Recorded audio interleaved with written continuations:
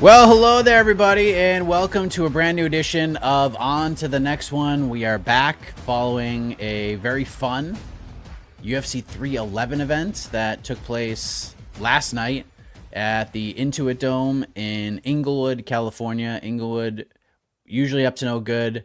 Prelims weren't all that good, but the main card was up to very good, and we'll talk about that. We'll react to some of the things that transpired last night on the UFC's first pay-per-view of 2025, and we'll discuss what is next for some of the tastemakers involved in this event. I am Mike Heck, and as you can see, to my right, the co-host, the co-matchmaker, the Prince of Positivity, and my best friend, the man who still has an MMA fighting t-shirt, and I don't have one, Mr. Alexander Cayley. AK, how are you on this fine Sunday morning following the first pay-per-view of the year? My best friend. I hate to sound like a broken record for anyone who tuned into last week's episode of On to the Next One, but I feel great again. Man, I'm feeling good vibes with the first two UFC cards of the year. They have delivered about as much as can be given the circumstances. Like last, we talked about the Dern Hebus card, and it's not like we won't remember, the ins and outs of that card, 6 months from now. I understand, but that's just the nature of the modern UFC. Like for what it was a fun card. And we said a great appetizer for UFC 311. I think that fit perfectly and UFC 311 was structured like exactly how I think a pay-per-view should be. Now, that might not be the case with 312. That'll be another discussion we'll have in a few weeks, I'm sure. But like the first three fights of 311, I thought were really good. I think people were kind of like whinging a little bit online, like, oh no, decision after decision after decision. But like those were good, entertaining decisions up until like the women's bantamweight fight. But like, listen, as Joe Rogan said, it's a super stacked division, women's 135. And so, sometimes it doesn't always deliver. These are actual words spoken. People watching our shows think I'm doing a bit at this point. This Joe Rogan said it on air. That means it has to be true. He said this division is loaded with talent right now. Women's 135. Tough night for Rogan last night. Wasn't his best. I mean, are you sure it wasn't? Because I don't know what his best is anymore. This might have been his best. So honestly, this might have been better than the average Rogan broadcaster, if we're being honest. And then you had the middle prelims, the next four, which had some storylines, had some upsets, had some not prospects, but newer guys delivering, just maybe not the ones we expected. And then the main card was just flat out awesome. So top marks all around. Not like a 10 out of 10 pay-per-view. Like I don't know if it's a 10 out of 10 on paper, especially since Mike, I know you've been reminded about this 9 million times over the last 2 days. We lost the main event. We lost like what was one of the 5 most anticipated fights of the year, regardless of what else gets booked. But again, we got an amazing co-main event. I love the co-main event. The Projka Hill fight was fantastic, and I even think it's great. Just it's not the fight we wanted. Islam. It's not a performance that we're going to be like, oh, this is a legacy-defining one. But sometimes you just want to see the best fighter in the world cook.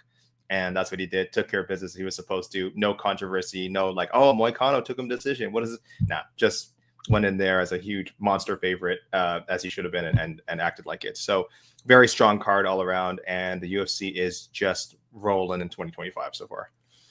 Yeah, another gate, $10 million gate, 18,000 people. I'll give the UFC a lot of credit for not just saving the main event, having Islam compete. I mean, Islam was just going to say yes. I think everybody involved deserves credit for this. But they had some fun last night. They used that arena and had some fun with it. And I would love to see them do more of this. Like, you're under the TKO umbrella. You are doing all these different things. Like, use that to your advantage. Like, it just makes things look cooler. And they did that. It just, the vibe in that arena seemed like a ton of fun. The energy was up. The main card delivered. And we're going to talk about it throughout the program. What we'll do is we'll run through each fight. Their main and co-main event, we'll talk about what's next for both those fighters who competed in title fights. Then we'll talk about the rest of the main card winners. We'll give our wild card picks, which is we'll match make for somebody we have not match made for yet. And then probably the last 10 or 15 minutes, we'll go to the super chats. We'll go to the peeps, and we'll run down your picks, please. And Mike, before we bury the lead, the highlight of the night, 2 highlights really. Craig Bilzerian. I might get messing the name up. Mike, help me. Craig, who's just got inducted to the Hall of Fame? The OG of Tough. I should know this. Yes, inducted, the man who gave us the greatest show in television history. I don't think anyone would dispute. And then we get the double treat of them letting us know Ultimate Fighter 33 now has coaches, and they're doing the right thing.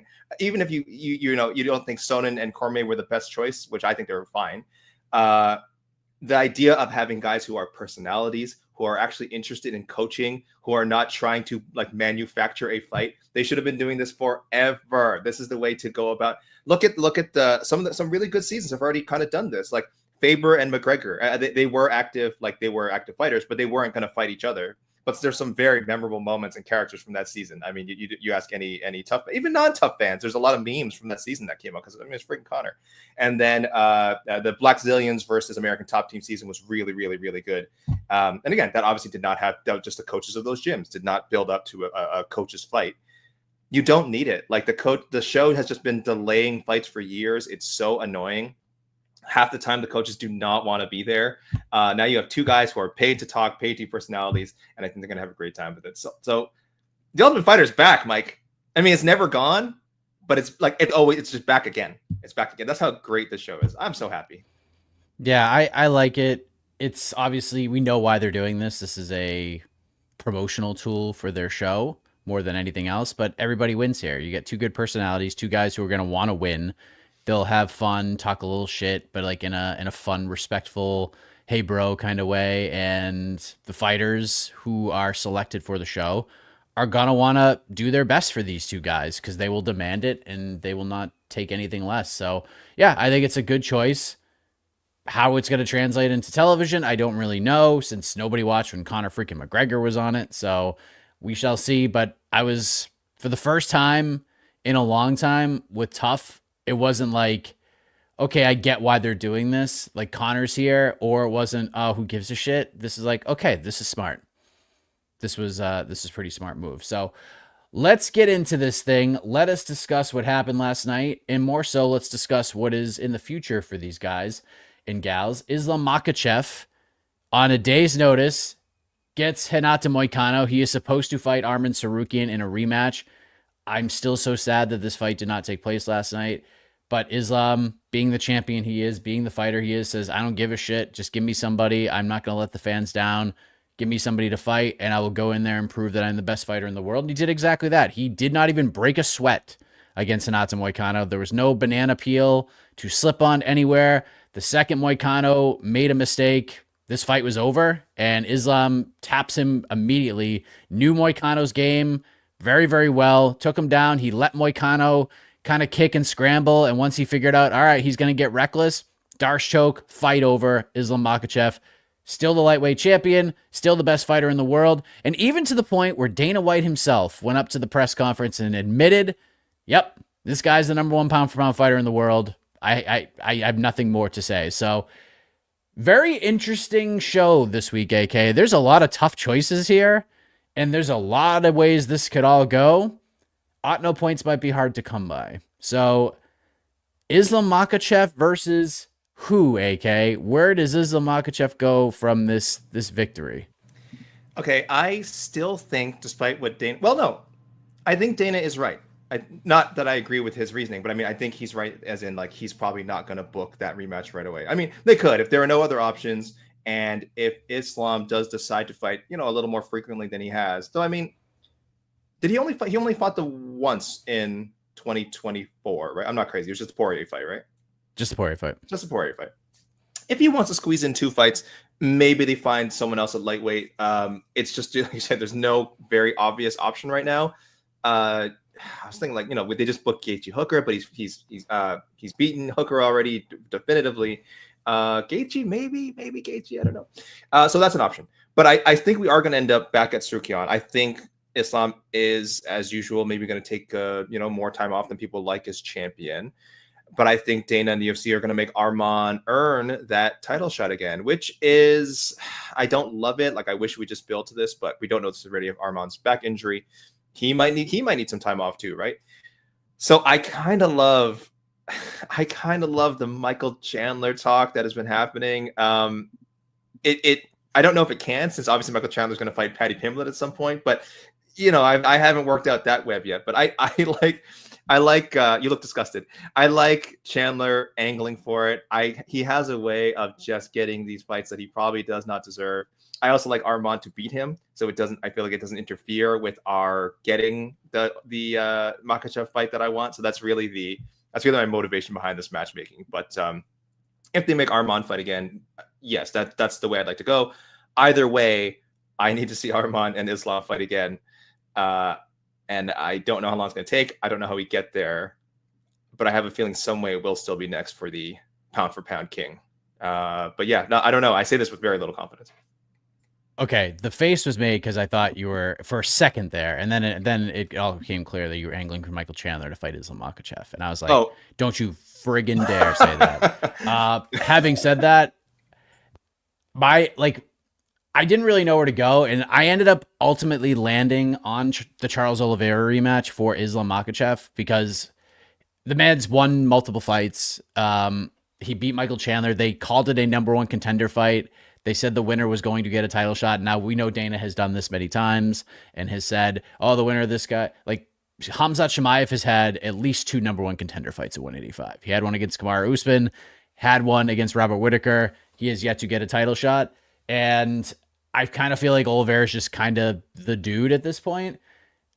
I'm 1 billion% in agreement with you. If I am Arman Tsarukyan and I saw that Michael Chandler tweeted about me for a fist fight, I was on the phone with him 5 seconds later and saying, please, for the love of God, do anything in your power to give me this fight. One, because Michael Chandler is probably the realistic biggest name he can face right now. And number 2, Arman Tsarukyan, if he is a -500 favorite or less, I am betting my entire house on him. Like, that is about as stylistically, that might be as winnable of a fight as anything that is possible for him in the top 10 right now. And because of Chandler's name value and his ability to sell fights, it's just so good. Like, I think this is a smart move on Chandler's part because he's angling his way to just jump the line in some way, but he is going to get wrecked by Charles Oliveira, by Arman Tsarukyan. And I'm here for it. And I think Arman, the way he has handled all of this is absolutely correct. Like, handled just like Khabib did. Khabib was supposed to fight Tony Ferguson for the belt, weight cutting injury, out of the fight the day before, tiramisu, all that stuff. Khabib didn't get right back into a title fight, tells the UFC, hey, give me a tough fight, give me anybody, and I will show you that I'm the best fighter in this division and I deserve a title shot. And what did he do? Goes in there and obliterates Edson Barboza. Just puts Edson Barboza in a nightmare scenario for 15 minutes, just ragdolls him, beats that ass, and then he ends up getting the title fight. And sure, it was supposed to be Tony Ferguson, then sure, it was supposed to be Max Holloway, and then on a day's notice, he fights Ally Quinta. So it's kind of weird how this has all come full circle for Khabib Nurmagomedov.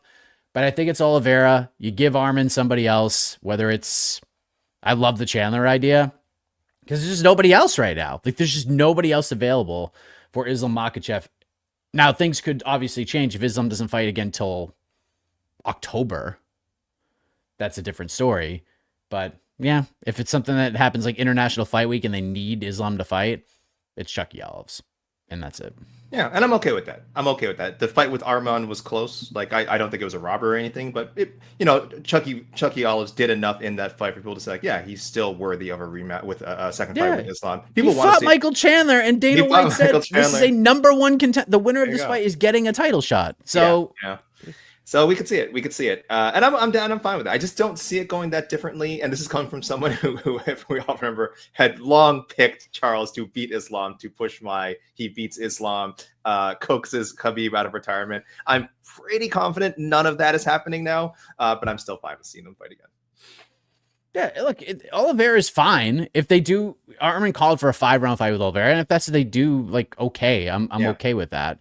But dude, Michael Chandler just went all public on you. Like, make that fight happen. Like, this is not the best option for Arman Tsarukyan, like, from a meritocratic perspective, and maybe even from a fan's perspective. Like, I don't know how excited fans would be to see Arman Tsarukyan just obliterate Michael Chandler for 15 to 25 minutes. I don't know how they will feel about this. But if you're Arman Tsarukyan and that opportunity has presented itself to you and you didn't even have to try for it, you got to do it. You got to go get it. So take it. get after that. And if that's the fight, if you get the chance to fight Michael Chandler or Charles Oliveira, if that's your choices to get a title fight, you take Michael Chandler every day and twice on Sunday. And that's just the way that it is. So that is what is next for potentially Islam Makhachev and potentially Arman Sarukian. But what about Renato Moicano, AK? He does the UFC a solid here.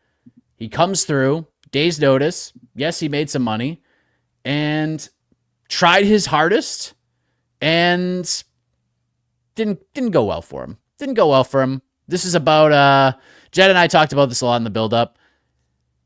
This, to me, was about as good as he could get for Islam Makhachev stylistically. This is about, if he could choose maybe anybody in the top 10 to fight, that he could have like the best night at the office, there's a very good chance that Renato Moicano was the guy to choose. And that's what happened. Goes out there and wins. And that's that, man. So where does Renato Moicano go? Because this could go a million different ways based on where this division goes and how it shapes up over the next few months. I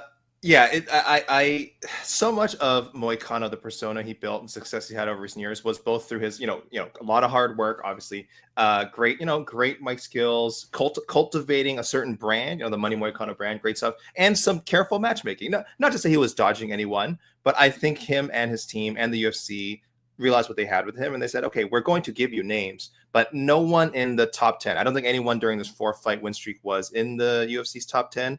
Drew Dober, Jalen Turner, Benoit Saint-Denis. I think they were all maybe 11 or lower. I could be wrong. I'd have to go back and check where their rankings were. But either way, he was keeping himself in the contender mix without having to jump into that Gaethje, Poirier, Oliveira, Makhachev, Sarukian vortex, right? So now he was like the last time he fought an elite 155er was that really, awful short notice fight he took with RDA where like no one blames him for losing that fight, but he got annihilated in that fight. That was just like, that was almost like there's a levels to this fight. So if you watch that fight, it wasn't that long ago, it was a few years ago. And then, you saw the Islam match on paper. You're like, okay, well, this is another matchup that's going to remind us that there are levels. And Moicano is great. I think he's just like a next tier contender, just not one of the elite guys. And that's okay. There's no shame in that. And I'm assuming he made pretty decent bank for this fight. So he has a lot of good options. Like technically he loses nothing. He really loses nothing. It sucks to lose a 4-fight win streak. It sucks to lose, period, especially in such quick fashion. Like I think he was genuinely heartbroken when he was doing his post-fight interview. Like, wow, I don't think he thought it would be so fast. And I'm sure he never saw himself just getting submitted by, again, the greatest fighter in the world. But these things happen. The Dariush fight is still there. I'm not interested in rebooking that right now, but that's still there. That's right there. You want to rebook that one for another show? Have at it. That can be done. I've been pushing a fight with him and like Max Holloway for so long, but after this, I don't think you can do that. I landed on, this is more of like a magic wand thing. I don't know if the timing works out. I would really like to see him fight Poirier. I think him and Poirier would be so fun. I think it's, again, two guys who are veterans who know what they want right now. They want intriguing fights. They want big names. They want money. They want money, to put it frankly. So just match it with, just like stylistically, I think that's a fun way to go. But I'm not entirely sure what they do with him, which again was sort of a theme of this episode. I feel like I'll be saying this again in about one pick. So what kind of Poirier is that the pick? It is. Okay. I don't know if they'll fight each other. I know they're chummy, but again, I feel like they're at the stage. Well, maybe. I just feel like they're at the stage of their career where there's no last fight for Poirier. Maybe they just go in there and just have a good time. Yeah, I just feel like there's no reason to say no to this sort of thing at this point. Like, again, I'm not saying either guy campaigns for it. I just wonder if there are talks that say, like, yeah, listen, we want, we got a pay-per-view spot. People love you guys. We know you'll build up to this fight the right way, in a fun way. Let's go out. Let's get paid. Hugs and handshakes after, beers and bratwurst or whatever real men do after they throw down in the cage. I honestly have no idea what to do with him. Yeah, it's tricky. I think we need like multiple fights to play out. Yeah. Here's what I would do if I'm Renato Moicano and his team right now. I'm calling the UFC and saying I'm the backup fighter for Justin Gaethje versus Dan Hooker. If anything happens with these two guys, I'm in. And the UFC will have no choice but to give it to him because he's kind of saved the day and they owe him a little bit. So, yeah, let him do that. And then as far as right now goes, like I know some people want the Paddy Pimblett fight. I kind of think him taking this title opportunity and getting the pay bump takes the Paddy fight away from him, at least for right now. I actually think Paddy Pimblett should fight Beneil Dariush. That's the fight I've been asking for a long time, and now we can get it. So I wouldn't mind them going into that direction. But, I mean, could you do Paddy? Fine. I don't think anyone's going to be mad at it. But right now, just kind of looking at the division, we need a whole bunch of fights to happen before we can really matchmake for Moicano. So I think at this point, he's the backup fighter, and then worst case scenario, unless they just rebook Dariush quickly, which they could do, because it's not like Moicano got hurt or he was in there for a 25-minute war, so you could go and do that. But maybe Moicano gets the loser of Gaethje Hooker. It's fine, but again, I think it's in a weird way, it's almost too soon to matchmake for him because we don't know what's happening right now. Yeah, Paddy Pimblett is. I just realized we saw a London card announced, like formally announced last week, and Paddy Pimblett's not on it, right? He's not on it. He could still. Yeah. It's March 22nd. It's so much time between now and March 22nd. He could end up on there. Moicano maybe should start trying to talk about like getting on that spot. I don't know. I mean, it's gonna be Michael Chandler, but I'm saying, he should. Should that not happen? Should Michael Chandler now try to pivot to this Armand fight? Then maybe Paddy's dance card is open. So I don't know. Yeah, you're right. A lot has to unfold over the next 2 weeks. Not 2 weeks, several weeks. Yeah, several weeks. Let's go to Merab Dvalishvili, AK. Was that, first of all, I don't know this for a fact because I didn't really look at it. Am I the only one on the MMA fighting staff who picked Merab? I think you have to be. I think you have to be. We only have, I mean, how many people do we have picking? 5 people? What's our picking? Six people? Yeah, I think everybody picked Umar. I think everybody picked Umar, yeah. Shout out to Merab Dvalishvili, who cashes a plus 285 ticket for me, which, wow. I mean, it was just the easiest bet I ever made. Not because I was like that confident, but if you're going to give me Merab at plus 285 against literally anybody on planet Earth, I'm going to take it. And he goes out there and has the fight I expected this fight to be. I said if Umar was going to win, he was going to obliterate Merab. That was, if it was going to be an Umar win, he was going to run him over. This would not be a competitive fight.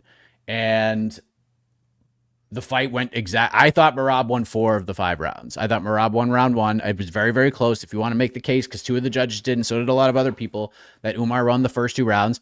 Don't hate it. Don't have an issue with it. But it is clear as a bell that Merab won rounds 3, 4, and 5. Without question, there's no controversy. There is no nothing. Merab Dvalishvili goes in there, hands Umar Nurmagomedov the first loss of his career. I don't think he humbled him up much, and we're going to get to that in a moment because that was Merab's goal. I'm going to humble this man. I'm going to hand this man his first loss. It doesn't seem like he humbled him at all, but like I said, we'll get there. We don't even need to cue up the band, AK. We know where this is going, but unless you have a more hipster take here, we're heading to rematch town. At least for me, it's going to be Merab versus Sean O'Malley 2. I just don't see this going any other way, and I don't like it. I don't love it. I do not love this. Another way with it. But I went another way with it, sir. I went another way with it, sir. Firstly, I haven't given up on the O'Malley-Yan rematch. Now, it's going to be a hard one to work. Yes, O'Malley-Petr-Yan rematch. It's going to be a hard one to work out. I think both guys feel like they've already done enough to. Well, Yan feels like he's done enough to earn a rematch. O'Malley just feels like he's had a rematch since the door closed at UFC 306. I think he's just felt like he has a rematch in his pocket. Merab has said as much. I mean, Merab has said many. I think he's named when they've asked him, "Who do you want one for your first title defense?" and also, "Who do you want like next?" Like after Saturday's show, I think he's said Sean O'Malley's name more than anyone, and I get it. I totally get it. Popular name. Let's sell some pay-per-views. Let's put some butts in seats. Let's win another 50-45 decision where he just completely ragdolls Sean O'Malley. There's enough intrigue around that rematch. I had people like messaging me still going like, man, like O'Malley's still so dangerous, and like he did hurt Merab at some point in the 5th, and I'm like, yes, true. It's not that Sean O'Malley got ran over. It's just you really feel like if they run this fight 9 out of 10 times, it's just going to go the same way. Just stylistically, that's who they are. But you run back the rematch in the hope that is the 1 out of 10 times where O'Malley like really takes it to Merab and either beats him or gives us a more competitive fight. So the rematch makes a lot of sense, but I went in another direction, Mike, because I don't want to see that match. I want to see the O'Malley-Yan rematch. I want fresh blood. I want. Oh no. Yes, I want one of my buy sell predictions to move closer to being a buy, Mike, because I bought on this. That some Bellator champions will get some title shots. Oh my God. Bring in Patchy Mix. Throw him in there with Merab Dvalishvili. This is what I want. I am waving my magic wand, and a little bit. The crystal ball is a little fuzzy, but I feel like it's a possibility. I know there's so many easier options. It'd be O'Malley first. Petr Yan is right there, and then again, if they could get Patchy Mix, he would be a strong third. But I just want new things. I think and I'll write. People will see this when we do our UFC 311 sort of post event report articles that we've been doing for peer reviews. As awesome as it was to see Makhachev dominate, as awesome as it was to see Merab put on just in a human performance to hold on to his title, so good.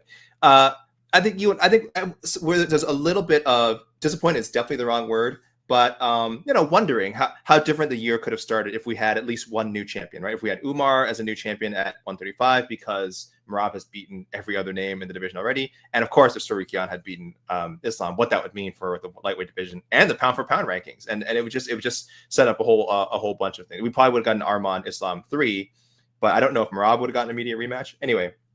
But the point is, like, I still want fresh things in 2025.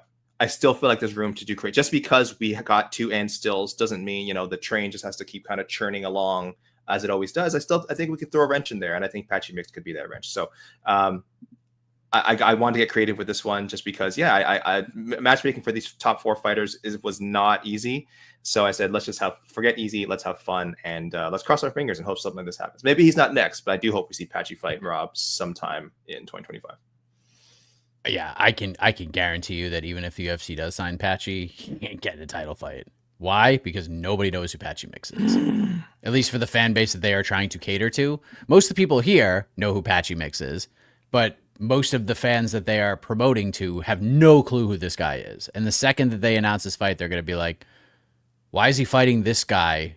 I don't know. Who is he? Who the F is this guy is all we will see in the comment sections of all of this. So there's no chance that happens. They're going to throw Patchy Mix in there with like Jose Aldo, or like they're going to give him like as tough of a fight as he could possibly get. And he's probably going to have to win 2 fights before he gets a title fight just to introduce himself. And he's going to have to maybe get an obliteration in there somewhere. Yeah, I just think he's going to get the O'Malley fight, man. Like, I'm surprised we didn't get the face-off. O'Malley was sitting front row. He talked about it. I think they're just going to run that one back. Again, I don't love it. I would like to see O'Malley fight a Sandhagen or run it back with Petr Yan. But at the same time, like, if I'm Sean O'Malley, why would you ever fight Petr Yan again? You got to escape Abu Dhabi with a win that you probably didn't deserve. There is no world you ever want to fight that guy again unless there's a title on the line. So I wouldn't do that. I think it's going to be O'Malley. I think Yan ends up being a backup or fight somebody else. But yeah, kind of a weird position for Merab to be in. But credit to Merab, man. He needed this fight maybe more than any fighter in the history of the UFC needed to win, because he was never getting another title fight. He was never getting close to another title fight. He was about to become the Caitlin Chukagian of the men's bantamweight division if he lost this fight to Umar Nurmagomedov. And he went in there and beat him, man. He humbled him up. He just kind of cruised. He was talking shit. He was embarrassing him a little bit in there. Like, Merab just Merabbed all over that man. And he is still the bantamweight champion of the world. So credit to Merab. That Merab did the thing. I was the only one who picked him. I was the only one who believed in you, Merab Dvalishvili, on this entire staff. I'm the only one who believed in you. So, way to go, my man. Let's go to Umar Nurmagomedov. Suffers the first defeat of his career. And I got to tell you, AK, just to tease the folks about what is to come on MMAfighting.com, you mentioned the review and things of that nature. There's constant questions that we do every time. How will you, a quick blurb? What was the best part? What was the worst part? Biggest takeaway or whatever. The worst part for me, without question, was Umar Nurmagomedov. And not because of the fight. What he did after the fight. The post-fight interview was awful. He wasn't humbled at all. It was brutal. It made me cringe. It made me upset. This whole, oh, I broke my hand in the first round. Oh, I won this fight. And I'll give him credit. The one thing that saved this from being Jamal Hill, Joaquin Buckley level cringe was the fact that he said, I have to go back and rewatch it. That was the one thing he said that made me not explode during the watch party. And then what do we see after that?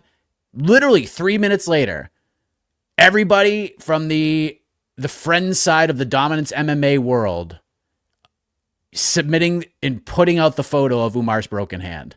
Like, come on, man. Like, that shit is ridiculous. First of all, you don't tell anybody that you have a broken hand until a month later. Give it a day. Let people sleep a little bit. Go on Instagram, make a long post about how good of a fighter Merab is. Perhaps I underestimated this man. Full respect. I will see you in a year and a half and we'll run this thing back. And then, you want to post a photo of the broken hand? Fine. But to make that the story as to why you lost this fight annoyed the shit out of me. And you're better than that, Umar Nurmagomedov. It surprised me because Khabib would never do that. Islam Makhachev would never do that. Nobody on that team would ever do that. But Umar Nurmagomedov, after getting gassed out and getting kind of a... Merab was toying with this man down the stretch. He was toying with him. He was talking to the crowd while he was beating this guy up. You talked so much shit in the entire build to this fight. You said this man was afraid of you. You said he was avoiding a fight with you. He was scared of you, that you were better than him, that he was an old man. Keep that energy, man. You lost. You went in there and you lost. Get it done. Go back to the drawing board and say, hey, man, you were really good. You surprised me a little bit. I wasn't ready. I'm going to go back. I'm going to win a few fights, and then we're going to do this again. So what? Everybody breaks their hands. Everybody's injured. Did you hear what Merab had to say? Dude, had a broken back. He had a fucking broken back. And he went in there and fought. Spinal thing. Spinal injuries. He had a staph infection that was absolutely ridiculous. He went in there and fought. And you can tell he was forced to take this fight. He had to, and he still won. He still did it. And he didn't want to, but he still did it. Went in there and did it. Come on, man. Stop doing that shit. Stop doing it. It's not why you lost. It didn't hurt. It didn't help. But so what? So what? It's fist fighting. Hands break, ankles break, toes break. Injuries happen in fist fights. But making that the first thing you say in response to the loss, he just looks way more arrogant than I even thought heading into this fight. Be a little mellow, be humble, give Merab his props, and that's it, man. Come on. So I didn't have a chance to watch the post-fight show because, as if anyone knows, once that final bell rings, we are scrambling left and right to get things done and writing 50 million different things. You guys are working on post-fight show stuff. So I did not know you were so fired up about this, my best friend. I was not aware. Did not say you were so upset. I was disappointed, man. I was so disappointed. That's worse than being upset. I felt nothing. I did not react in real time to his post-fight speech. One, I was surprised they interviewed him. I will say I wouldn't have even interviewed him. Not because he was particularly injured or just he's not a super great interview. And I'm not sure what you expect him to say in that moment. Yeah, maybe you get a boilerplate Merab's a great fighter. We'll run it back again sometime, which would have been good, which would have been better than what he did for sure. But I guess I'm just so numb to certain talk at this point. Pre-fight stuff, he's building the fight with, Merab is old, Merab is afraid of me, blah, blah, that stuff. Yeah, it's silly talk, but it's just pre-fight build stuff. I don't know. That didn't impact me in a way where I'm well, Umar has to kill him now. I'm no, Umar just has to win the fight. And if he loses, he loses. And, I thought I won the fight and I broke my hand and all that. This is just, for me, this is just post-fight chatter. The adrenaline's coming down. He's never lost before. Again, not great on the mic. I honestly was not fired up about it at all. Sending out the picture after, yeah, that's him and his management. I mean, obviously that's an Ali thing. And I think that's poor sportsmanship. I just think you should leave that stuff alone. But I don't know. It doesn't reflect that poorly on Umar for me.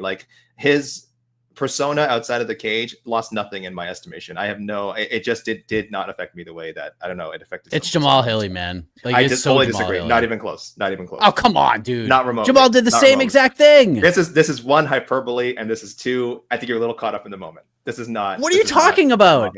What are you talking about? This is okay. He didn't say I dared to be great, but he did offer up, I lost this fight, but here is why I lost this fight. And it had nothing to do with his opponent being great at fighting. He didn't say Merab was terrible. He didn't completely. He didn't say anything about Merab. You said he had to. I have to watch the fight back. He just sounded disappointed. He didn't get on the mic fiery. I totally won that fight. If it wasn't for this injury, I would have kicked his ass. He just looked sad, bro. He was just sad. He was down. I don't know how composed you wanted him to be. This is nothing like Jamal Hill. I think that's a terrible. Keep up the same energy, man. That's it. Just be you, man. This you was lost. Him. This was you him. lost. What? Then you got. No, you didn't want him to be him. You want him to be super professional. Like, oh, golly gee willikers, I lost the fight. That is him. Look at the camp he's in. Look who is surrounded by him. We had never seen him deal with a loss before. He had just lost a very disappointing fight. He fought a great fight. I thought he was more mature than that. I thought he was wiser beyond his years. He's just not. It's fine. It's okay. You are judging a man on a 90-second moment right now. I just want you to know this. You're judging him on a 90-second moment. Plus the releasing whatever the stuff handle. I expect better from a guy like that, considering who is around him. I'm sorry. I think this is so unfair. I I don't. He could have handled it better. I'm not saying it was an amazing post-fight moment, but we are judging him on a 90-second, like, he's just coming down from this insanely brutal, amazingly beautiful fight, and he lost, and it sucks. It sucks. It sucks to lose in that situation. And then you're asking him to, like, okay, get it together right in the moment and say the perfect thing. Or say a better thing than he said. Okay, I'm not saying he couldn't have done better. He could have done so much better with the mic time. But it just in no way what I think was like this huge indictment of him as like as an athlete or as a fighter. Like I don't understand. I don't get that vibe at all. When did I? Oh, no. I didn't. This has nothing to do with how I feel about him as a like skillful fighter. Mm-hmm. But like truly here's what I have to say. And it came to me as I was going through this. The second that fight ended, I said to myself, I can't wait for these two guys to fight again. Can't wait. Want to see Umar go back to the drawing board, and I want to see these two guys fight again. And after hearing that, I was just like, man, I kind of don't care anymore. See, but so you are letting it affect so you did let it affect your opinion of him as a fighter. Because the fight was amazing. He's worthy of another shot. But it was a very good fight. It was the second best fight on the card. So he's a great fighter. So you should want to still see the rematch. Just because that little bit of mic time, 90 seconds of mic time, you have no interest in seeing the rematch. I think that's wild. I think Merab, honestly, until I see an attitude change, I think Merab beats him 9 times out of 10, which is honestly what it is. I don't know. I would like to see. This fight was. I would like to see him get humbled up a little bit. That's all. I would have liked to a little bit. Like I would even Jamal Hill with Alex was like, yeah, man, he's good. But like this happened. Like we didn't even get that from Umar. Now, look, I agree with you. There's emotions that just come out of a fight, and I understand that. I'm sure Habib was not thrilled about this. Yeah, I will say that. Yeah. Now, could Umar come back on Instagram later on today and say, look, man, apologies. Merab was great. Hats off to him, and change my opinion on this whole matter? Absolutely. 100%. Right now, not a good look, at least in my opinion. I didn't think we'd get this heated up about this, but all this is to say, Umar is very good. He is a good fighter.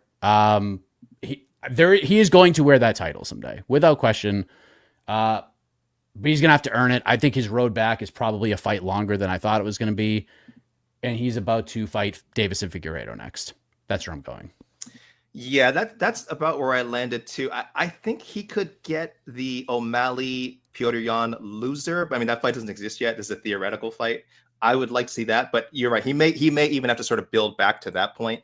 So Figgy is probably the way to go. Fun matchup, theoretically winnable for both guys. Like again, I thought Umar again was fantastic on Saturday, but you never know how someone's going to react to their first loss, right? Like he could come back 10 million times stronger and just destroy Figgy, or that loss could have like exposed certain things, to other fighters. I mean, not that anyone can emulate Merab's game plan, because I mean, two big parts of his game plan are one, being tough as hell, and two, having infinite cardio, which again, just no one can match. But I think there was technical things in there too that Merab did really well, that that other people could kind of see if they could follow that blueprint. So I think Figgy makes a lot of sense, and keeps Figgy alive for if he pulls off, I think what would be an upset if he beats Umar, keeps him alive in the title mix. So I could see that probably ends up on a fight night somewhere on the road or something. I think that's probably the way they would go with it. I would hope that's not the Apex. That just wouldn't make a ton of sense. But yeah, it's gonna be a climb back. It's gonna be a climb back for Umar for sure. But I do hope they fight again.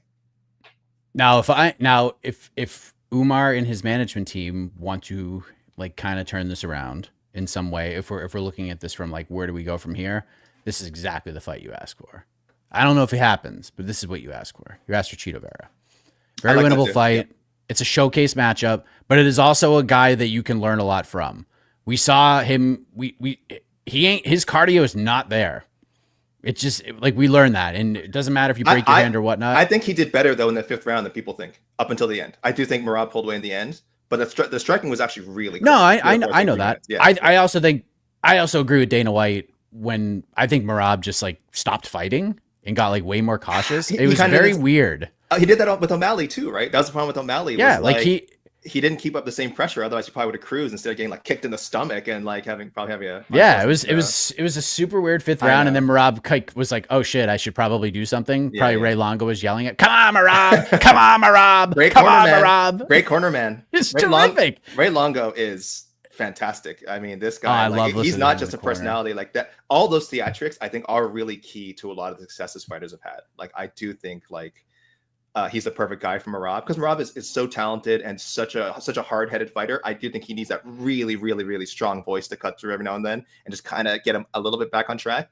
And he did, and he finished really strong. So yeah, I think he won the 5th round, obviously, but. I saw someone messaging me saying 1-2-5 Umar, and I'm like, I can't quite get there. Plus, that's crazy. You could have given two to Merab as well. So that's why I had no issue with the 49-46 either. I saw some people. Yeah, I think 49-46 is okay. Yeah. I didn't love it, but it's okay. I scored the first round from Merab. I probably have to go back and rewatch it, but it just seemed like not a lot happened. In that, like, not a lot happened. And during the striking exchanges, when those two guys are actually, hitting each other, I thought Merab was getting the better of most of them. Now, I will say this, Umar landed the best punch of the fight in the first round. Sure. He landed his best shot in the first round towards the end. Now, Merab laughed it off, and the perception of it looked like it was totally fine, but he absolutely landed the best shot until Merab cracked him in round 4. That ended up being the best shot of the fight, and then Merab kind of cruised in round 5 until he realized he had to turn on the gas. So, look, Umar's great. I don't like the post-fight shit. It's fine. He's still learning. It's pretty quick to get to that spotlight, to go from unranked fighter to unranked fighter to unranked fighter to main event in Abu Dhabi to co-main event on a pay-per-view in Los Angeles. I totally get that. And the more I talk about it, maybe I give him a little bit more of a pass, but it disappointed me. Like, if you're going to put a mic in this man's face, I just wished he said something better and like gave Merab his props in some way, shape, or form, but it is what it is. That IG post is coming, Mike. That IG post is coming. You'll feel better. It would be smart. It would be smart, but seeing the management reaction to it and just sending that photo to everybody to have them post, and everybody posted it, was just like, oh, come on, man. Like, that it rubbed me the right way. It rubbed me the wrong way. So enough about that. Umar will be back. Let's see him fight Figgy. Let's see him fight Cheeto. If you want to do Umar versus Jan, if I'm Umar, I'm kind of not fighting Petr Yan right now, because that's a tough scene for him. That is a fight he could lose, but we shall see. Let's go to Yuri Prochazka, who knocks out Jamal Hill. Best fight of the night. I thought the co-main of it was good. I thought this was way better, just in a different kind of a way. Like, my emotions were way higher for this fight than it was for the co-main event. It was just a different kind of feeling. The pressure on both guys was off the charts, because Yuri Prochazka, if he ever wanted to fight for a belt again, needed this one. But I didn't think the pressure was as much as Jamal Hill carried in this fight, because Yuri Prochazka, to me, is more of the Derek Lewis ilk, where it's just like, sure, we'd love to see a world where Yuri Prochazka wins a title, but at the end of the day, we don't care. We just want to see him be Yuri and fight people, because he's that exciting. We just love the guy. He's an absolute animal.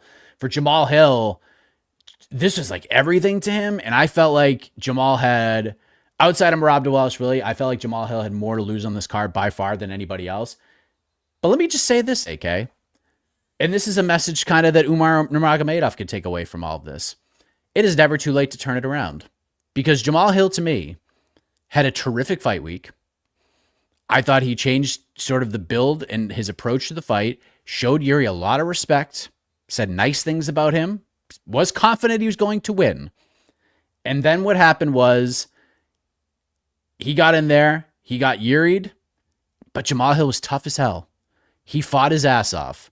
And I will say this, for the first time, and we talked about this in the watch party, for the first time since Jamal Hill has been in the UFC, and this includes when he won the belt, I can confidently say Jamal Hill is one of the 5 best light heavyweights in the UFC. I will say this after this fight. That man belongs at the top of this division. He is very, very good at this. He is tough. He is fun. He is intelligent out there. But he just got Yuri'd, man. He fought an absolute demon who actually learned how to defend himself a little bit. Sure, the hands came down at the end of the day. It's fine. But Yuri was ducking and diving. He was juking and jiving. I was like, what is going on here? Yuri's in incredible shape. And Jamal Hill was so effing tough in this fight. And I can tell you this. If Jamal Hill goes on social media and makes the, hey, man, shout out to Yuri. He's the man. All this. I will be so, this will be an A week for Jamal Hill. Not an A plus because he didn't win. But this could have been a turnaround week for Jamal Hill, is all I'm trying to say. It's so good of a fight. Jamal is so tough. That second round was bananas. And he overcame that first knockdown, still fought back. I took a ton away from both guys. I think both guys' stock rose tremendously, even Jamal Hill's. Having said that, where do you go with Yuri? Because, I mean, Pereira's the champion. They fought twice. Pereira booped him both times. Pereira's about to fight Ankalaev. But Yuri's probably he has a case to fight for the belt right now. Like, he truly has a very good case to fight for the belt because this division sucks, honestly. Like, what do we do here? Just one quick thing about Jamal Hill. He was great in the cage, no question. I'm not a fan of the man personally. I don't think I'm alone in this. He's one fan tweeting at him away from going on a rager again. So I am glad you have all these nice things to say about him, and you're putting him in this light because you may not get this chance again, Mike. You may not get this chance again. Right now the vibes are okay around Jamal Hill, but I am just waiting for the other shoe to drop or his podcast episode to release this week or whatever. So, but none of that, again, that's not important. He did fight really well. This was, as I was watching, and again, now this is me being caught up in the moment. I was almost like, this version I think is better than the one that beat Glover. That's not insane, right? Like, I know he lost, and his performance against Glover was really great, but it was a Teixeira who I think we feel like had one foot out the door. He had one pinky toe left in the door. Right. But I don't want to take away with what Jamal Hill that did, say, oh, he just beat a retired guy. Because he wasn't retired, right? He was Glover was the champion when they fought. Hill, one-sided win. It was a great night. But I think this version of Hill would, and I'm sure he'd agree, would beat that version. I think he was great. The toughness was insane. There are very, very few 205ers who could take some of the shots that he took from Yuri and make it all the way to the third round, middle of the third round. I was shocked. So, again, I don't like the man personally. Credit to the man for his toughness, fighting ability. You're right. His stock did not take a drop. For me, he was already in my UFC only rankings. He was already number 5, so he kind of just stays put. But yes, he is cemented in that 5 spot. It's not like I'll go as far as say it's not so for me that you have your top 3 clearly of Pereira, Ankalaev, Prochazka. I still put Jan Blachowicz in there. People might disagree. I still put him in there. And now I comfortably put Jamal in there as well. So it's not a big 4. I do think it's a big 5 at the top of to a 5-pound division right now. And after that, it's a bit of a drop off. Then you get the Krylov, Roundtree, Ulberg range, right? Again, good fighters, but I think a tier below. So Jamal is now in that first tier of light heavyweights. It's like the nicest thing I can say about him. So it was a great fight. And yeah, maybe the best fight of the night. I preferred the co-main, but both those fights, I think we'll be talking about at the end of the year, they were that good. And it's only January. For Yuri, speaking of 2 guys I just named, maybe Mike, the Blachowicz Ulberg winner. They're fighting in UFC London, co-main, March 22nd. Again, not a great fight for Yuri just because he has way more to lose there than he has to gain. But him and Jan would be I'd like to see it. And I'm not assuming he beats Ulberg. I'm just saying if that's the fight we get, awesome. It'd be weird that they have it'd be a shame if we never saw Jan and Prochazka fight. And Ulberg, boy, what an opportunity for him.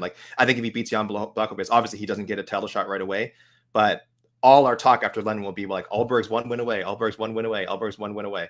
And that 1 win would be Yuri Prochazka. And UFC, I think, would be very happy to have a fresh challenger in there. But that's a long climb for Ulberg. So let's just say whoever wins that fight gets big Yuri. And I'd really look forward to that.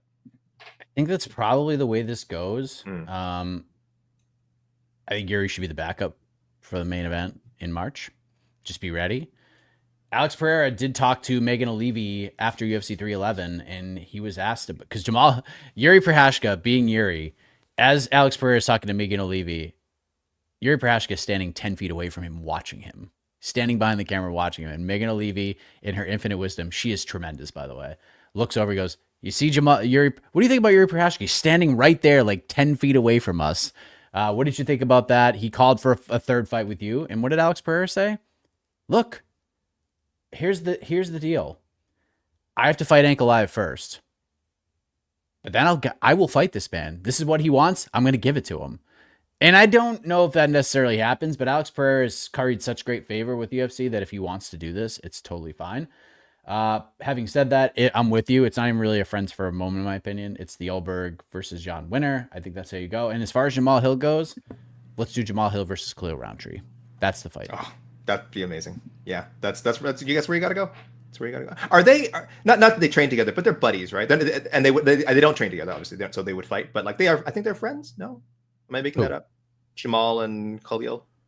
I probably, you know what? They probably just. I think Jamal has said like he would kill Khalil, or like Khalil wasn't that impressed. I don't remember. I'll have to let me just make sure. I feel like they've taken a picture together, but Jamal's taking a picture with everyone because he's at like every UFC event. So they were booked. They were supposed to fight each other. Oh.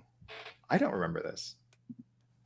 This was part of that. This was part of the Ulberg shuffle. What was that shuffle? That one? It was originally Roundtree. So Roundtree was the original opponent for Jamal Hill, UFC 303. Correct. Then Khalil Roundtree out. Then Khalil Roundtree had to withdraw because of the drug test, and Carlos Ulberg came in. And then Jamal Hill got injured, and then Anthony Smith came in, and then Ulberg got injured, and Roman Dolidze came in. Oh, that's it. How could I forget the ultimate mutant matchup? Like, so we somehow got there for like this light heavyweight fight out of nowhere. Only like they should have just canceled the fight at that point instead of making Anthony Smith and Dolidze like do this weird short notice fight. God, MMA is funny. MMA is so funny. Is very, that's very right. funny. That was the most mutant matchup of all time. Wow. I gotta read this. Holy crap. Can I read this out loud? All I'll say that is this: when this show is over, go to Renato Moicano's Twitter. I'll just read you the first sentence. I wish I had won yesterday, grabbed the microphone and told you to read, and I will leave it from there. There is like 2 paragraphs, and it ends with, "Yesterday I lost and stayed silent, but I will return to say what needs to be said. Last year I fought for money. From now on, I fight for freedom." There's a sandwich with some meat in there that you just need to consume right there. I mean, it's what you expect.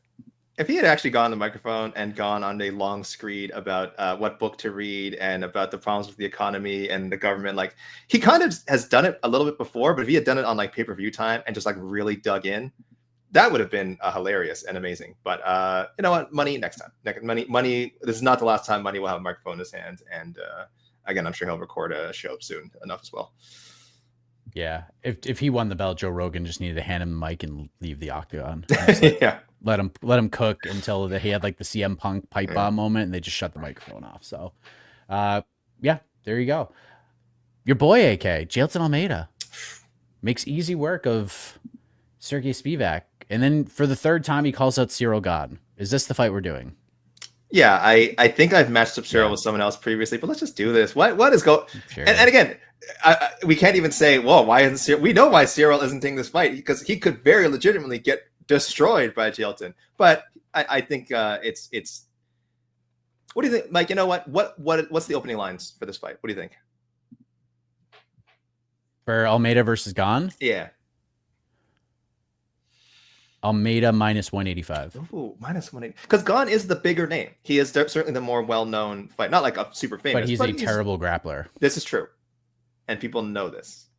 Like a terrible grappler. Okay. So, well, we have to assume he's improved, right? Since the John Jones debacle. He must have dedicated all his time to... Didn't he mix some martial arts against Volkov? And everyone thought he lost that fight. Oh, this is true. It was terrible. Did you not write a robbery review about this fight? Did I? Based on how everybody disliked it and felt the decision was one of the worst robberies of all time? Gosh, did I? Yeah, did I? I don't even remember because I've had so little time to do them recently. I will very quickly check. I remember I wanted to. I did do it.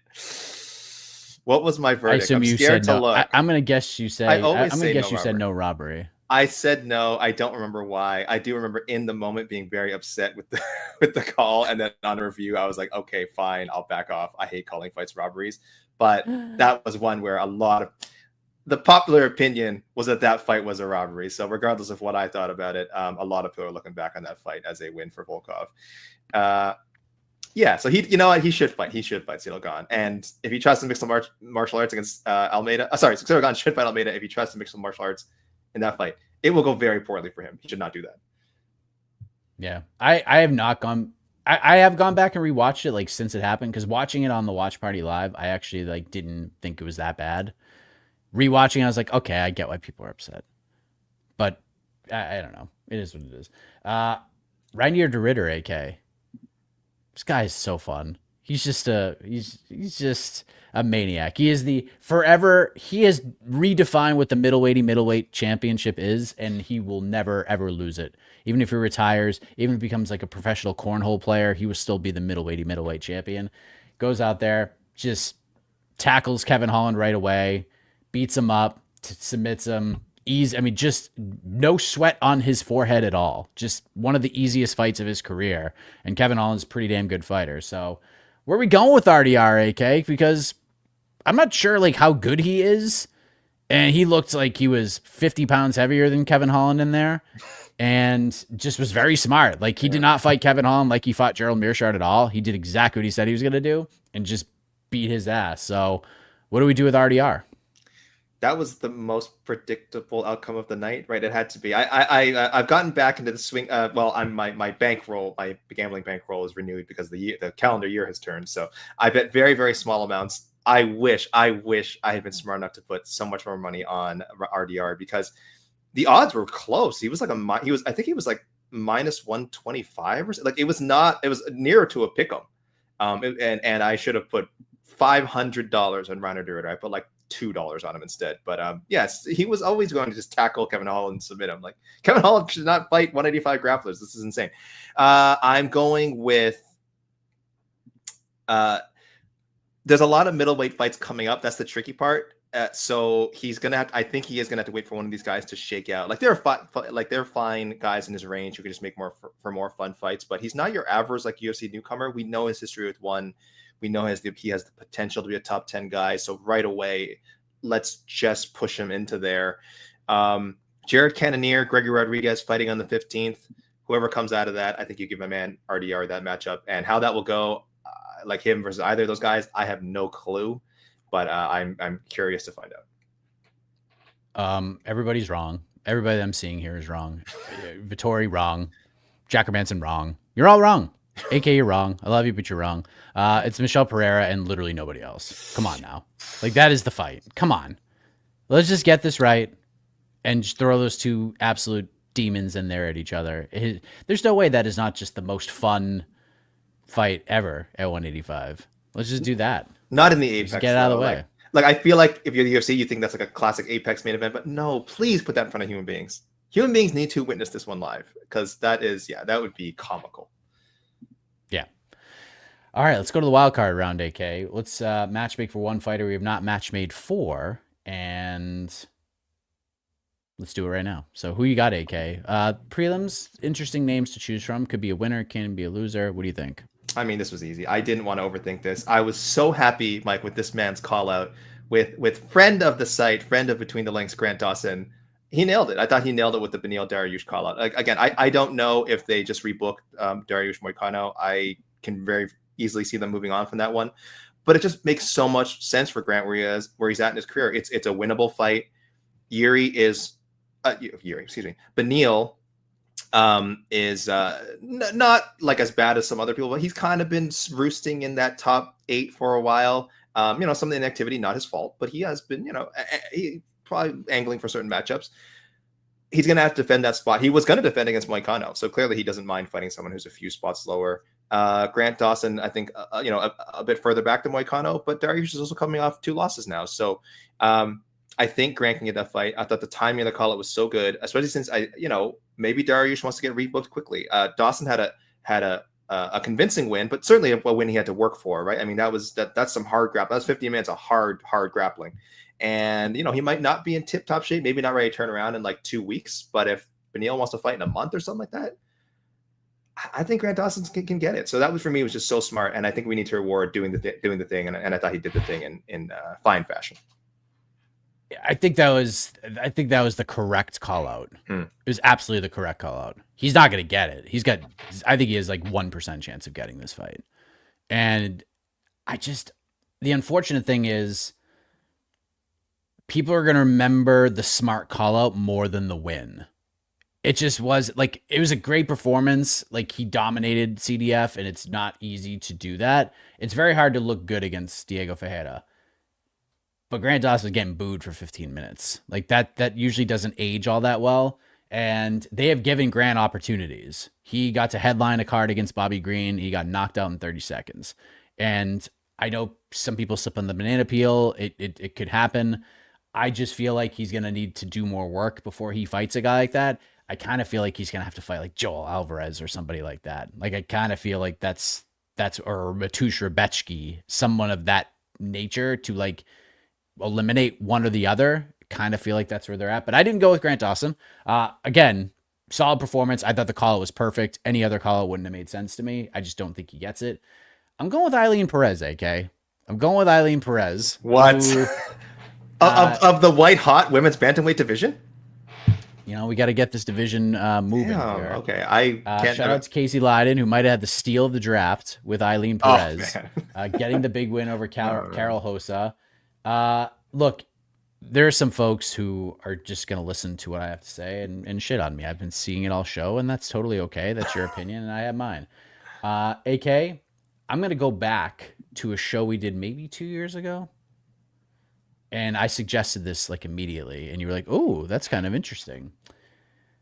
Because Eileen Perez is a fine fighter, but women's bantamweight is so incredibly weird, and getting up the ranks is not going to be easy. And beating Carol Hosa, as impressive a win as that is to a hardcore fan, no one cares. They just don't. So now we have to make them care about her. We have to give her not just a ranked name or somebody like in the top 5, we need to give her somebody recognizable, somebody who has a legacy, somebody who has made an impact on the sport. And more importantly, AK, someone who's ready to fight, and someone who's coming off, arguably, despite having a historic career, which included winning a UFC World Championship, is coming off arguably the best performance she has ever had in a fist fight in her entire fighting career. So I suggest to you, I throw to you, Eileen Perez versus the former UFC Women's Bantamweight champion, Miesha Tate, who beat the soul out of Julia Avila in just ways I did not see coming. I mean, I had, before that fight, I had Eileen Perez and Miesha Tate right next to each other in the rankings, 15 and 14. Miesha one spot ahead. Now, of course, Eileen will jump into the top 10 with a win over Carol Hosa. It's a sellable fight. I mean, Eileen Perez has a bit of a cult following. All right, the twerking is hilarious. Okay, we all enjoy it. It's great. It's a great gimmick to have. Miesha wants to fight, man. She's ready to go. So I think that makes so much sense, man. Like, I see Caitlin Vieira is booked, by the way, Puck, so we can't do that. She's fighting Macy Chiasson, and if Macy Chiasson wins the fight, like, you could do Caitlin Vieira, but no one's going to care. No one's going to care. They will care about her fighting Miesha Tate. Even the casual audience knows who Miesha Tate is. They don't know who Carol Hosa is. They don't know who even Caitlin Vieira is. But they all know who Miesha Tate is. So that's kind of how I view it right now. And I think she gains more beating Miesha than she does beating Caitlin Vieira right now, just because of the perception of who Miesha Tate is historically. And Miesha needs to fight somebody. I kind of feel like Eileen will talk a little shit about her and get Miesha all riled up, and it could be fun. It could be Rousey 2.0 here. Man, if you were challenging yourself to create a compelling women's bantamweight fight, non-title fight, Mike, you may have just done it, my best friend. Dude, you may have just done it. This could be. Oh God, I'm willing this into existence. It's going to happen like sometime in April. He's calling the date. Eileen Perez versus Miesha Tate. main event UFC Vegas 106. Oh wow! Kicking off the second quarter, of 2025 after what's going to be a scorching first 3 months. Eileen Perez and Miesha Tate. Let's go. It's gonna happen. Oh Lord. All right. Let's go to the peeps. Fire in your suggestions. We do have a super chat I want to get to. We'll go for like 10 minutes here. I ran a poll. Real quick, though, Mike. Who was the biggest winner of UFC 311? Merab Dvalishvili, 61%. The other options are Islam and Yuri. Other at 1%, but Islam 26%, Yuri 12%. Merab 61%, the big winner. Huge win. Looked fantastic. Will be moving up in our pound for pound rankings. Probably was too low. Shout out to Super Semi Noob. Shout out to us, MMA Fighting. Great coverage this weekend as per usual. I know you guys are busy, but I want to ask if there is a plan to change the loyalty badges. I don't know what that means. Is that in the chat, right? The MMA Fighting chat, you get things next to your. Is that what he's talking about? You get things next to your name. Oh, do you? I honestly, that's my guess. I don't know. I don't know at all. We don't handle the end of it. Yeah, so that's the issue. Is that's just my guess. But we do appreciate the comment, Super Semi Noob. Definitely appreciate the super chat. I will ask the appropriate authorities about this and bring this up and see what they say about it. But the hashtag is terrific. Mike Puppet for president. Mike Puppet made his debut on the UFC 311 watch party last night. Sleeto in the comments. People can look at Sleeto. He has a thing next to his name. I think that's what they're talking about. And he says that yes, you can get like a 1-year badge if you've been a subscriber. Things like that. Yes. So that's not on our end, but yes, we'll definitely try and talk to who we can. Shout outs to South Africa. I think that was the donation was in Rand. I did have to look this up. So shout out to South Africa. Perez versus Dumont. Dumont is like a win away from a title shot, man. Like so was Eileen Perez, maybe. Let's be honest. I mean, maybe, but I mean, the beating Norma Dumont gave to Irene Aldana, like she mangled her face, and that was just so impressive. Like she deserves a big fight after that performance. She really does. It's true. I can't believe it. Can't believe we're talking about Norma Dumont, world title contender in 2025, but here we are. Should Jamal Hill move to heavyweight? Imagine him versus Derek Lewis. No, he's not a big 205er, guys. He's a little. I think people look because like okay, whatever. He's not like a bodybuilder. He's got like a little belly on him, but he's not like a big 205er. That's just the way. That's just how his body is, and I'm sure there's heavyweights he could beat, but he's not a huge guy. I don't see why he'd want to go up there and mess around at that weight. Plus, it's probably just not optimal for him. I think a lot of people think like, oh, it's just easy. You just don't cut weight, but I don't think people realize like. Some people like having to like stay within a certain weight range. It's just good for their health and fitness. And then like you let yourself go up to heavyweight, it could just be real bad for you in so many ways. Let's go to Tristan Azamat, Becchioff versus Dustin Schultz for sure. Jaime Barcelos versus Jonathan Martinez. Do they fight? They haven't fought yet, have they? I can't hear you. You're muted.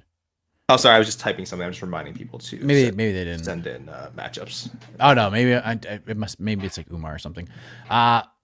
Those are fine. I could not dislike the third choice more. Thank you. I was about to say, okay,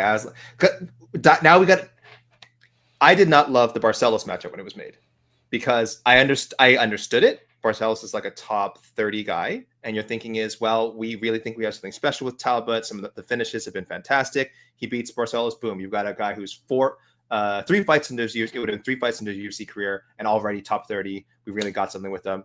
And it's also just a good test. It's a guy who is theoretically at an athletic deficit. He's quite a bit older than Peyton Talbot. And even if there's a gap in experience and skill, that athletic difference, the athletic advantages of Peyton should make up for it. But now we've seen the fight. We've seen it didn't. We've seen that experience matters a lot. I think Howney has like not 3 times many, almost like twice as many fights, and a lot of fights against high level competition. So I picked Peyton. I think a lot of us picked Peyton, but we also weren't surprised when the fight played out the way it did. That's what veterans do, man. They're going to take a young guy and they're going to test him, and they're going to teach him something. Like Peyton Talbot is a better fighter today, a much better fighter today than he was on Friday, right? I mean, he's going to learn so much from what happened with Howney Barcelos, but putting him in there with another veteran like Jourdain, I think is a mistake because that's 100%. That's kind of like a similar, I'm not saying stylistically, but also pretty well-rounded guy to put in there because he can grapple too. It's not like it's going to be a stand-up battle. Jourdain can grapple too.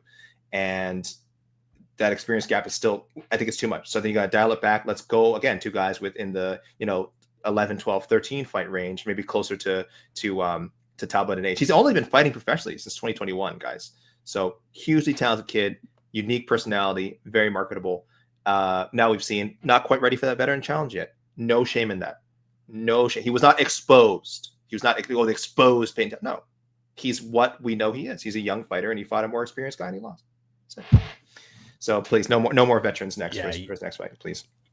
He needs to style on somebody. Yeah. Thank you, Mike. Yeah. Who's the Who's the Priscilla Cachoeira of the men's bantamweight division? That's what we need. I don't want to say it because he just had, I think, a really good performance. But I think he could create a highlight with Sopai. I don't want to see that though. No, it's too soon. Because I think Sopai's really good, man. I do too. I'm probably too hung up on the Loke Dog finish. Like he got smoked by Loke Dog, but I mean Loke Dog's really good, so that doesn't, I actually think I like this guy too, but I think he'd actually be like a really good foil for Peyton. Like Colin Lock, I know Colin Rockran's fighting, but Peyton would beat him in a fight, but I don't know if Peyton would get him out of there. Yeah. You know what I mean? But Peyton could have just a really good kind of a 15-minute showcase against him, and Colin will just talk shit the whole time. So maybe something like that, bantamweight. But you got to give him a fight where, what's Angel Pacheco doing these days? Let's give him that. Let's give Angel Pacheco. He's out there, or somebody of that realm. We got to get this kid's confidence back. They have something with him, and it's just. But if you're Angel Pacheco, you take that fight because you see a path to victory. Just tackle this man and lay on top of him, and you have a really good chance to beat him. So, it'll be interesting to see where Peyton Talbot goes from here. Islam versus DuBronx, Merab versus Jan, and there you go. What else? Oh, it's an MMA Hour badge. I did not know that. Okay, we're gonna get that. I think we'll absolutely get that fixed. Okay, I think that's what they're saying. They just have not been updated, right? So there we go. You can see Scott McCray in the chat has one. So there you go. You guys are wondering what those badges are. It's MMA Hour chat, which that's a great show. Yeah, we'll fix it. We don't really do that anymore. Great show. Yeah, we don't do it anymore. It's not here. Bleezy, Merab Jan 2, Umar versus Cheeto. I don't mind the Cheeto fight. I think that's a good bounce back fight and a learning experience. Yuri versus Khalil. I think Yuri is probably above Khalil at the moment. Hill versus Dom Reyes. Do you want to see Hill versus? I don't mind that right now. No problem with it. Makes a lot of sense. At first, I looked at it. I was like, no. But dude, I mean, I remember not that long ago we did a show, and it was right before UFC Tampa. We did a BTL Q&A, and we spent 30 minutes talking about the road for Dominic Reyes to get back to a light heavyweight title shot. And we talked it was the biggest thing we talked about that entire show. Do you just chuck Dominic Reyes in there with Yuri right now? Could that be a thing? Just chuck a rematch? I mean, Yuri. No, actually, you know what? Forget that. That was the one time I thought somebody died in the octagon, was when Yuri elbowed Dominic Reyes and knocked him face first, unconscious, motionless on the canvas. But Jamal Hill, maybe. Someone, Octopus with no friends, is asking, where is Reyes ranked right now? Mike, could you guess where Reyes is ranked in the light heavyweight rank? He has a number. UFC.com rankings. What would your guess? So he is Jacoby and Anthony Smith, right? Those are the two wins. Correct. I'm gonna say 9. A little too high. 11. He is behind. 11, okay. He is behind Walker at 10 and Uzdemir at 9. Okay. All right. Yeah. That's for you. You're about the right range. Yeah. Yeah. Look, maybe we're talking about Dominic Reyes fighting for a light heavyweight title. I mean, what a time to be alive. Can you imagine? What a time to be alive. Mike and AK, what are your thoughts on Clayton Carpenter's performance? Think it was more competitive than a few people thought. What did you think of the performance? It was the fight I kind of expected it to be. But he was good.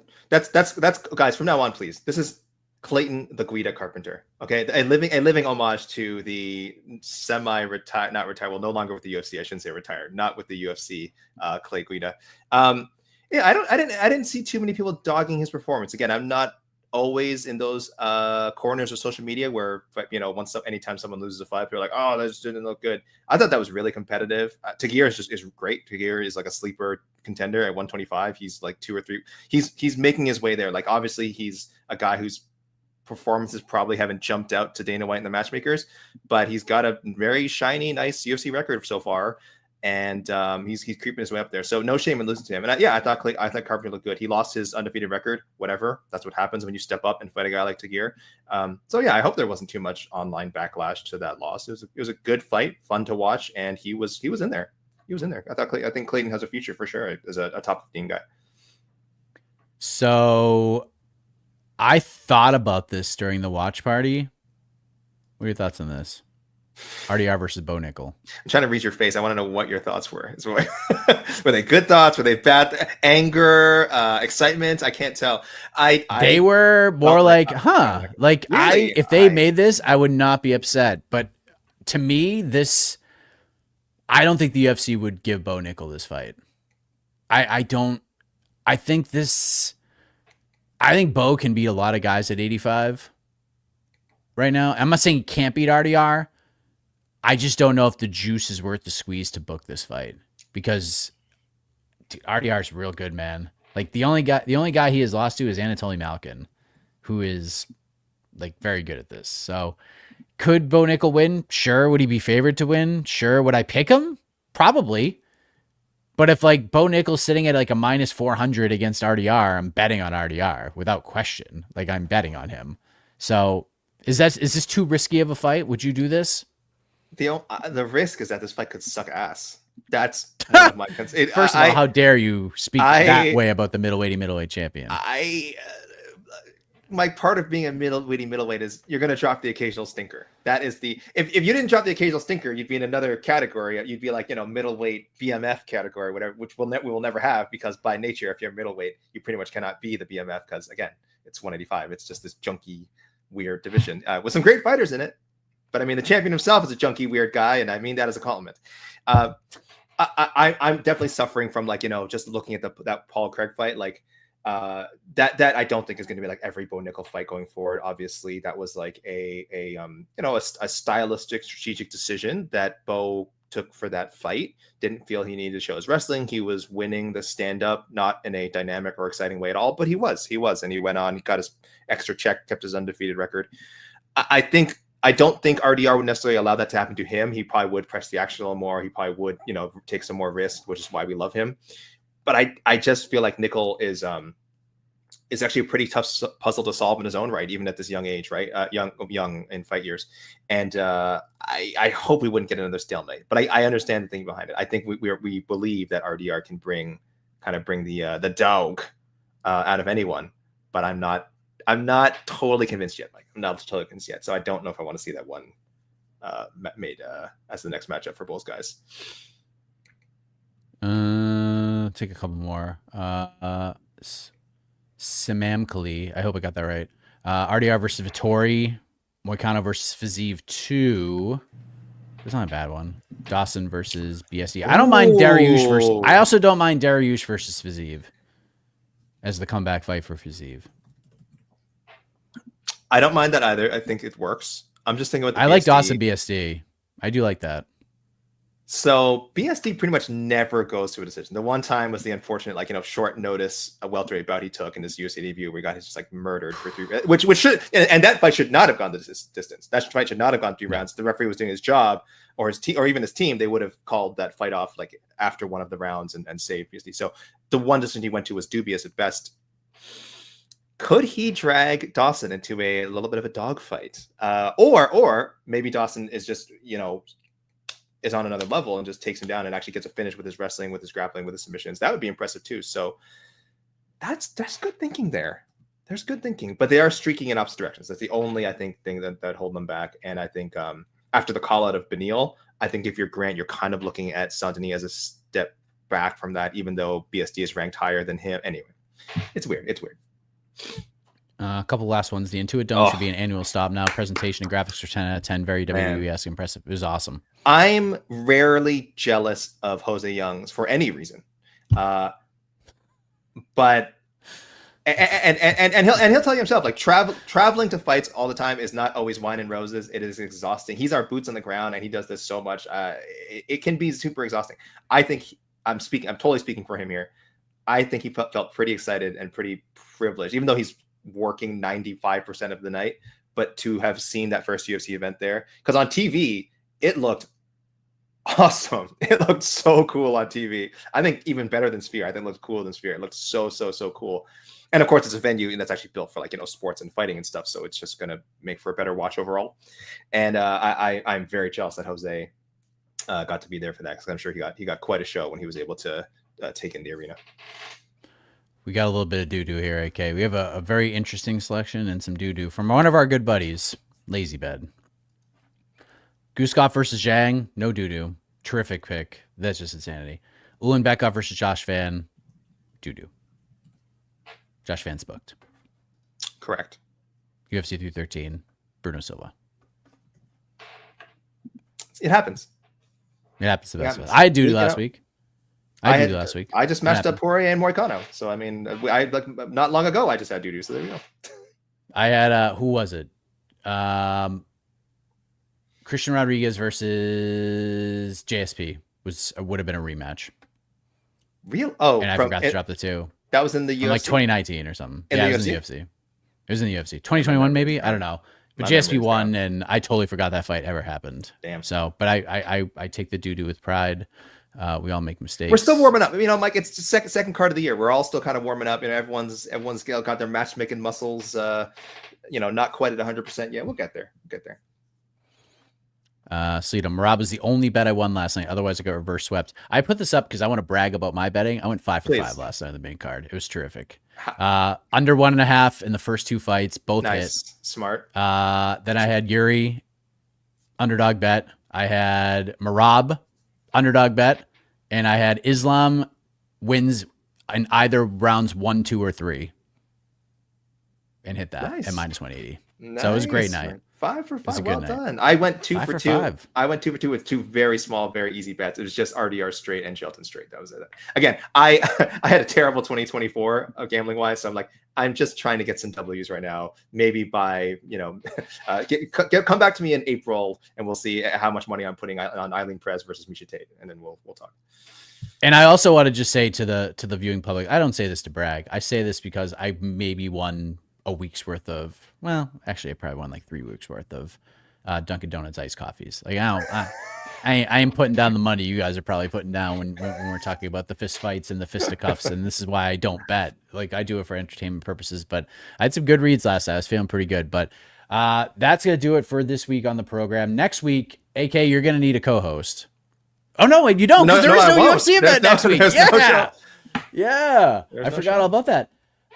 But because UFC is off next week, and then they head to Saudi Arabia, to Riyadh, for UFC Riyadh, noon Eastern start time. I believe the main card's at noon Eastern, isn't it? No, it'll be around noon. Yes, because the prelims I think are set for 9 a.m. Eastern. Oh, just terrific! Yeah. Oh, that is fantastic. We could record like Saturday afternoon, and I think we will. This rules, and we probably will. Oh, wait, that day.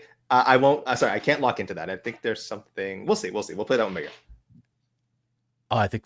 Oh, there's a lot going on that day. Royal Rumbles that day. Yeah. Yes, that's true. Yeah, there you go. Exactly. Got to get those Rumble pools going, people. I shouldn't. I'm just gonna go ahead and say it, and we'll kind of gauge the care levels. There have been talks about doing a Royal Rumble watch party. Just throwing that out there. I would do that in 5 seconds. Just saying. I would call in. Royal Rumble. It would be fucking awesome. And I don't even regularly keep up with any pro wrestling company at the moment, but that's the beauty of the Royal Rumble. Is like you only need to vaguely, because you'll see guys who you haven't seen in a long time. You'll get to know, like if you're like me, you'll get to know probably some of the newer stars. And I would ask Mike like, oh, who's this guy? Who's like, I think I know this guy. That's what's so fun about it is you don't. It's so many quick hits. It's such an endorphin rush of just, oh, look at this guy, look at this guy, look at this thing happening. This is crazy. Royal Rumbles. I would do it for Rumble, and I would do it for Mania. That's it. Yeah. I wouldn't do it for anything else. Yeah. But that's February 1st. But before any of that can all happen, UFC Saudi Arabia, Israel Adesanya versus Nasruddin Imavov, Shara Bullet versus Michael Venom Page, Sergey Pavlovich versus Jairzinho Rozenstruik, Said Nurmagomedov versus Vinicius Oliveira, Ikram Aliskerov versus Andre Muniz, Mohamed Naimov versus Khan Offley, Shamil Gaziev versus Thomas Peterson, Terrence McKinney versus Demir Hadzovic, Fares Ziam versus Mike Davis, great fight. Jazz Davisius versus Myra Bueno Silva. How about that? 125. Let's go. Jasmine, I need you, Jasmine. Our fantasy team needs you a little bit after what happened with Peyton Talbot. Bogdan Grad versus Lucas Alexander. Hamdi Abdelawab versus Jamal Pogues. And Al Sawadi versus Balaji Oki. So there you have it. That is UFC Saudi Arabia. And that card, after that card's better than 312. I think. I don't even think it's a hot take. Top to bottom? That's a better. Yeah. That's better like overall. Yeah. Like overall, like ERA, this is better. Yeah, it's definitely better. Just the top two fights at 312 are awesome. The rest of that card is bad. Like looking at those main card graphics, I was like, oof. Justin Tafa fighting in a featured bout on pay-per-view. Tough scenes. But we know that fight will be fun. But yeah, I mean, that's where we're at. And that will lead into 312. And then we'll be back at the world's most famous Apex for another middleweight main event between Jared Cannonier and Gregory Rodriguez. So stick with us, MMAfighting.com. As I was going to hit this button, I was going to be on vacation starting right after I said goodbye here. But that is not the case. The vacation has been delayed a day because tomorrow, about 24 hours from right now, as a matter of fact, we're doing another town hall right here on the MMA Fighting YouTube channel. This time, it will not be with our good pal Don Davis. It will be with the founder of the brand new Global Fight League, GFL, Darren Owen, will join all of us to answer your questions about the season, the doubts behind it, the fact that there aren't even a lot of people who expect them to put on one event, let alone two events. And there's just a lot of skepticism and a lot of questions. So Darren is going to come on here for an hour and answer all of your questions. So bring them, get ready. I will build a link later on today and you can start getting your questions in, but that's going to happen at 1 p.m. Eastern. And then as soon as that is over, I am in the car and I am out of here for about a week and a half. So appreciate all of you. You guys are the best. And as far as this show goes, we will see you in 2 weeks following UFC Saudi Arabia right here on to the next one. For AK, I am Mike Heck. Always remember the golden rule. Don't take this stuff too seriously. MMA is supposed to be fun. And what fun we shall have right after UFC Saudi Arabia right here. And on to the next one, the podcast. Have a great rest of your weekend, everybody.